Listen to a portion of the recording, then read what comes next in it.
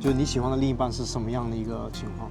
我喜欢有女性特征的，就比如说长头发。在国内的女同性恋市场上面来看，他们的父母也是说，你不要就是主动在我的面前跟我说，就是老是说哎，我是同性恋，我谈了女朋友或者怎么样，我可以装不知道。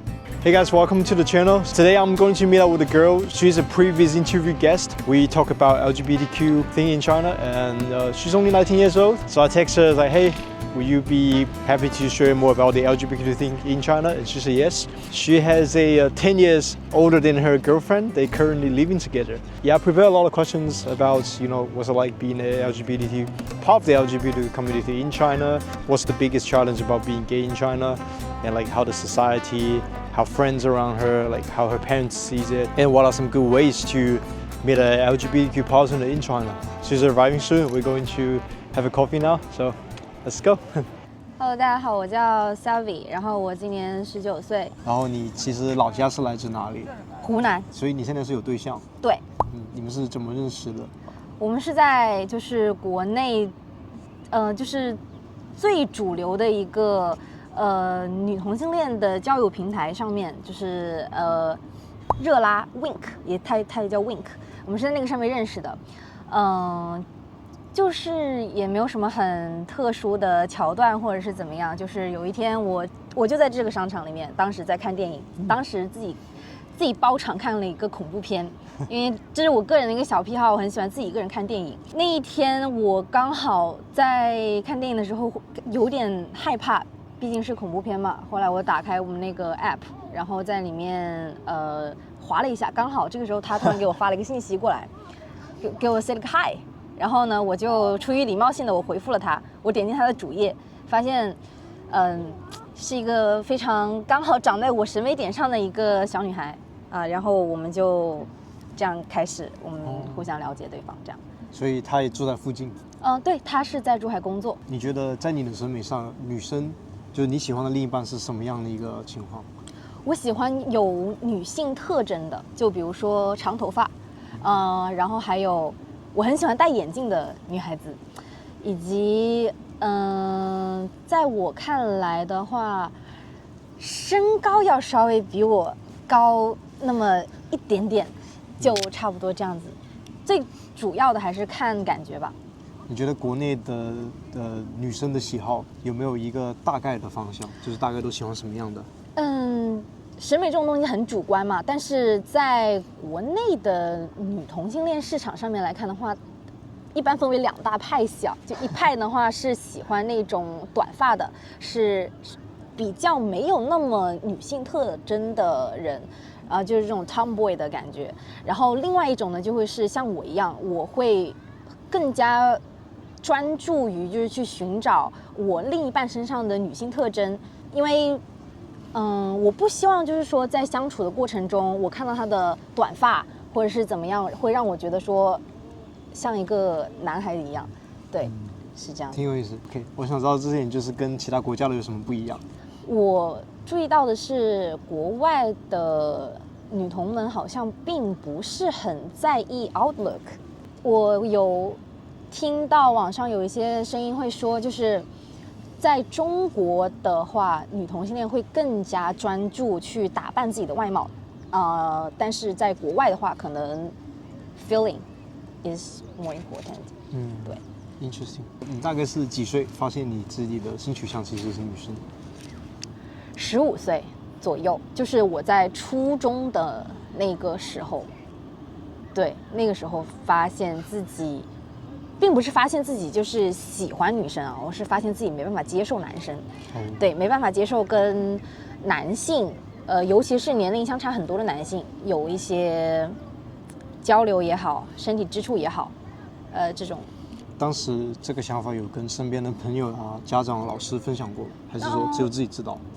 我有跟我的朋友说过，因为我身边有一位从小就一直是很好的朋友，他是男同，我有的时候会跟他交流这方面的一些东西，所以在当时我发现我很抵抗跟男性去接触的时候，我第一时间跟他反映，然后他说你完了，你要变成一个女同性恋了。哦，所以这样跟我说15岁的时候，他已经知道他自己是男同了。Yes，他从小喜欢 Taylor Swift， 然后包括一些 K-pop 的女团这方面的，然后当然我是确实不是很清楚他到底是怎么发现自己的性取向的，但就是自从我认识他，他就已经是这样子了。对，那现在就是你喜欢女生，你有女朋友是家里人知道吗？啊，知道。就他们是当时知道是什么样的一个反应？我其实之前没有想过，就是说要主动去跟他们说这件事情，就是跟他们出柜说啊，我喜欢女生。只是说在这之前，我经常吃饭呢，或者是怎么样，动不动就跟他们脱敏。我说我这辈子不会结婚的，我也不会生小孩的，我就经常这样子跟他们灌输这个理念。一开始肯定确实是觉得说，哎呀，都是小孩子，你这样随便说说，以后肯定还是会结婚的。但是过了那么久，发现我依然保持我现在这个想法，然后他们可能就觉得说，哎，算了，不结婚就不结婚了吧，那你自己怎么开心怎么来。然后到后面是有一次我在跟他们吵架的时候，当时因为家里面的一些事情啊，我们闹得有天不愉快，他们突然把这个事情搬出来说，就是突然说，我以后不结婚，不生小孩，不有以后的这些发展这些事情，突然扯了这个东西出来。我当时也在气头上面，我就跟他们说，我说我不结婚不生小孩，是因为我喜欢女孩子，是因为我喜欢女生，是因为我有女朋友。我当时就直接跟他们说了。当时可能是确实比较自私啊，没有想过他们的一个一些想法，但是都开口说出来了，我就想着说，哎，算了，都告诉你们了，你们自己能接受就接受，不接受的话也得接受。没办法的事情，我不会改了这种东西。他们当下的反应跟之后的转变有什么样的？他们当下肯定是也不是很震惊，因为在此之前，我跟我女朋友经常互相来往嘛，我经常就是把她往家里面带，或者是一起出去玩什么的。他们那个时候就已经有意识到，就是好像有一点不太对劲。我父母之前还问过，说你是不是性取向这方面有问题，但是我当时没有跟他们一个准确的回答。他们当时是很排斥的，很讨厌我跟我女朋友一起出去玩或者是怎么样。但我跟他们说了之后，他们现在也没有针对这件事情说做出一个什么样的态度吧，只是说他当看不见，我也不会主动去跟他们提起来。对，这样子。现在不会跟家里人住在一起？大部分时间 no。对，我会跟我女朋友一起住，回珠海的话，我就跟她一起住。我想再细问一下，就是你觉得国内你身边应该有蛮多LGBTQ 的朋友的，那你觉得他们面临的情况跟你的一样吗？还是说其实很不一样？就是中国父母普遍上对这个事情是比较包容的，还是说不是很接受的？当然，中国式这种传统父母的话，肯定是没有办法接受说，自己的女儿好端端的怎么就突然喜欢上女孩子，可能大部分的家长会觉得这是一件很奇怪的事情，然后也没有办法接受。我大学里面4个最好的朋友，3个是同性恋，1个是双性恋，我也觉得很奇怪。然后我们有的时候会聊这些话题，他们的父母也是说，你不要就是主动在我的面前跟我说，就是老是说哎我是同性恋，我谈了女朋友或者怎么样，我可以装不知道。你不要跟我主动提起，那我们就相安无事，我们就平平淡淡的把我们这个家庭维护好。但是你如果要说的话，那我就要跟你吵，就是类似于这样子的一个情况，大部分都没办法接受，需要时间。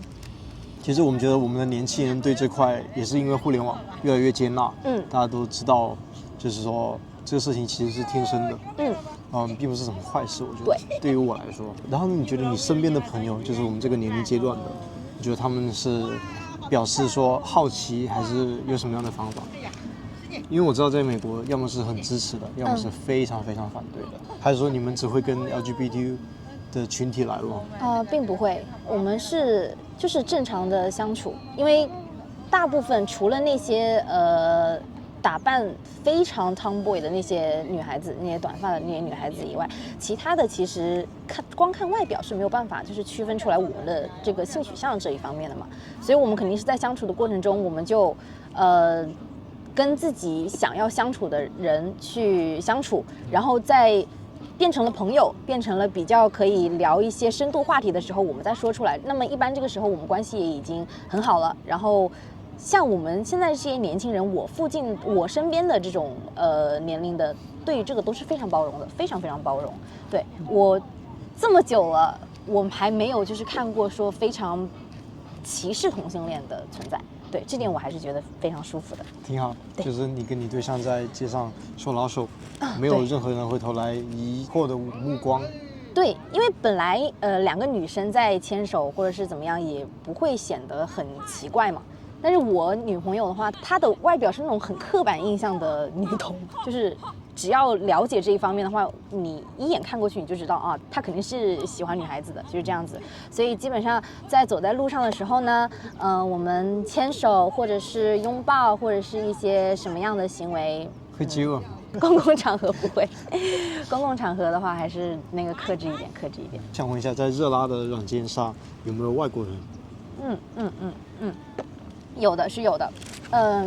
像我们学校它是我现在那个学院是中外合办的，所以有的时候会有一些外国的友人，我们一起进来，交换学习啊，或者怎么样。有的时候在学校里面刷热拉也是可以刷到，就是外国友人的一些面孔的，对，是这样子。因为我觉得这期视频的观众是对我们中国非常好奇，但是他们的身份就是 LGBTQ 的身份，所以他们非常想知道 LGBTQ 的文化在中国是什么样的。其实就是像外国的 LGBTQ 团体，就是群体的话，在中国就是真的是蛮受欢迎的，就会觉得说是一件，也不是说很 fashion 的事情啊，只是说可能比较少见，但是我们非常包容，然后也很接纳，对，是这样的。中国其实自古以来都有这个 LGBTQ 文化。汉朝的皇帝都是吧断袖之癖。汉朝的一位皇帝，他当时是宠幸南妃的，对。汉哀帝。对，他是宠幸南妃的。然后在跟他的男宠睡觉的时候，为了不惊扰他的这个男宠，还用刀把那个自己的袖子割下，因为当时他是这样枕着他的那个男宠睡觉的嘛。然后为了不惊扰他，把袖子割下来，然后抽手，这样子慢慢走。然后这个流传到现在就变成断袖之癖，也用来代指就是说男同性恋之间这个行为。对。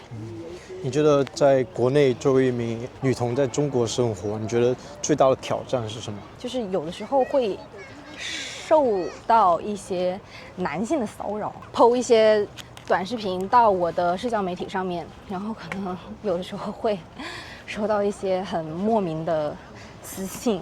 他们一般会说什么？小美女你很漂亮，能不能加个联系方式啊？类似于这种看着让我非常生理不适的言论。然后甚至有一些顺直男啊，会觉得就是说，女同性恋的这个性取向是不可能的，会很自信的认为不会有女生会不喜欢男生的，以后无论再怎么样都还是会喜欢上男生的。甚至有一些男生，非常极端的男生，会以去掰直女同性恋为荣。我自己就遇到过一次，当时有一个男性在我的作品下面评论，说想认识我，我说不好意思，我是女同性恋，我有女朋友。他当时给我的回复是，没关系，你有女朋友的话，你再跟我谈恋爱，这样子我就有2个女朋友了。所以有的时候我完全没有办法理解这种言论，对，非常的苦恼，我真的是非常的苦恼，就这一点。最大的挑战还是面临就是身边男生的骚扰，而不是说社会舆论的压力。That's it。哇，那中国其实比想象中这方面真的开放很多啊！对，是的，可能也是近些年。你知道吗？我有个很好的朋友，他是美国人，他在纽约生活。他说，如果你作为一个很明显的 LGBTQ 特征的，你在美国可能会受到人身攻击。这样。所以这是我问你这个问题的一个背景原因。我想知道在中国，我觉得肯定不会。是中国肯定是不会的。但作为男同性恋的话，如果就是可能一些举止特征太过，就是有的时候可能也比较柔弱啊，或者是会打扮的稍微就是偏向女性化一点的话，有的时候可能会收到部分的恶意，还有那些质疑的眼神吧。但是，也是少数。就现在有越来越多的人想来中国，然后也想要拥有一个中国的女朋友。对于这一类人群有什么建议？就是如何找到，然后如何跟中国的女生就是认识啊、聊天啊、约会的形式啊这些，有什么建议吗？首先我想说的是，中国的女同性恋的比例呢，比你们想象中的肯定是要多的，因为现在这个已经成为了一个就是很正常的一个社会现象。然后，想跟中国的小女孩们进行一个甜蜜的 dating 呢，我的建议是，首先我们可以选择一些就是对于这些比较开放的城市，重庆、长沙、成都这几个城市都是对LGBT 群体非常包容开放的。你们可以去那里试一试，然后呢，落地中国之后呢，打开你们的手机，下载一个叫做热拉的软件。没来之前就要下载，没来之前就要下载。我们可以在里面就是找到附近的人，然后你们就可以看到非常多的有照片的女孩子。那其实就是跟正常男女交往一样的。是这样子的。你觉得热拉上的人靠谱吗？还是说有一句很搞笑的话是，在热拉上面找到正常人的概率为10%。当时一开始我的这一段恋情刚开始，我告诉我的朋友，他们问你是在哪里认识的，我说是在热拉上面认识的。他们当时断言说我这段恋情不会超过2个月。但是这种东西就是看缘分吧。我在热拉上面也有遇见很好的朋友，平时也一起聊聊天什么的。我身边的那个大学的同学也有在热拉上面有尝试着去交往过，一些人，但是最终呢以失败告终。所以这个我们还是讲究一个缘分，讲究一个机遇。那除了像热拉以外，还有没有别的比较靠谱的软件？还有以及哪些不太靠谱的软件 ？Lespark 也是跟热拉一样，是主打女同性恋交友的一个软件，但是我自己并没有去上面就是太多的去尝试过，因为在认识女朋友之后，我就没有再去用过那些软件。还有就是有一种就是特殊的酒吧叫拉吧，就是说全女的一个喝酒的一个空间，然后进去里面去喝酒的话呢，基本上都是女同性恋，你可以在喝酒在跟他们游戏的时候去认识一些新的人，然后这样子也是一个比较靠谱的认识彼此的一个方式。我发现好像很多城市都有拉吧，所以这样就是可以很清楚的看到嘛，现在中国对于同性恋、异性恋或者是双性恋接受的程度越来越高，然后大家都可以非常轻松的去追求自己心里面想要找的对象。如果大家想在社交软件上找到你，跟你成为朋友，他们可以怎么样联系你？可以关注我的微博。微博 ，Yeah， 微博或者小红书、抖音都有。对。那我把链接放在这个评论区。好的，可以的。那我们这期视频就结束了，非常感谢你向大家分享这么多有用的知识。那我们下期节目见，拜拜。So yeah, thank you guys for watching. So off the record, she actually shared a few more interesting stories with me. One is there are many parents think that being gay is actually a disease. So like they will send their kids to a place called 戒童所. It's like a place to help them get their sexual preference back to normal. They call it normal because some Chinese parents think that being gay is a disease. Another thing is actually quite funny and ridiculous is like Chinese medicine can solve this problem. Kind of like if you drink Chinese medicine and then they can change your sexual preference back to, if you're gay into like straight. Over the past 2 years, I've been traveling a lot around China, like to major cities or like second tier cities. I've saw so many couples on the street and also like a lot of gay bars. When I was hanging out with friends, they're always like someone from the LGBTQ community. Yeah, I think it's pretty chill over here. If you want to come to China, you don't need to worry about it. Thanks again for watching, and I will see you in the next video. Next video, I'm trying to find a gay guy to interview and similar topics.